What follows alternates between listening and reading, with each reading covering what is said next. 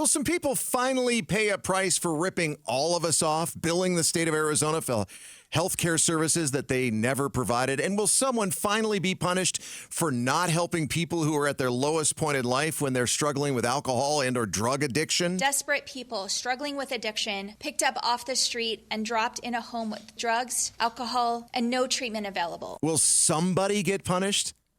Maybe.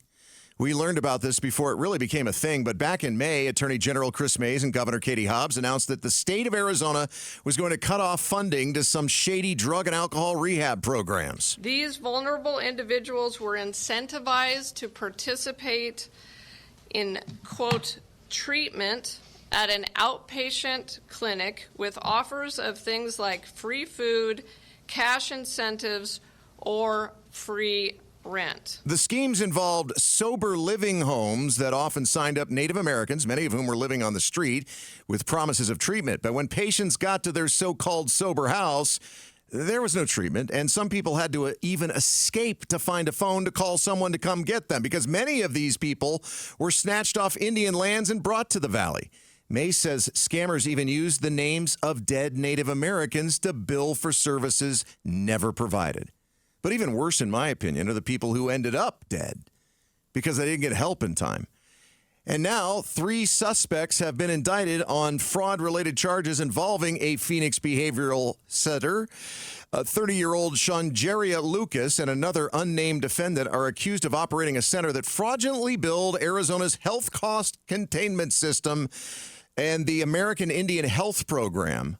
According to a press release from the Arizona Attorney General's office, records show that the center, called a Better You Wellness Center, that was what its name was, which was listed as an outpatient treatment center on the AZDHS website, billed more than $115 million between December 2021 and February 2023. I looked up this outpatient treatment center, and to suggest that this tiny office in a strip mall on 28th Drive, just north of Cactus, could do anything even close to $115 million in services over a little more than 2 years, the period of time in question, is absolutely outrageous. And anybody who would believe that they could do that would have to be drunk or high. But speaking of those people, the people who didn't get help, maybe, from this place, who desperately needed help, wow. There's a way to not get scammed in any of this, by the way. Yes, there are some really great treatment centers out there. But for me, getting sober just required me to show up at some meetings and do the 12 steps and then carry that message into these treatment centers.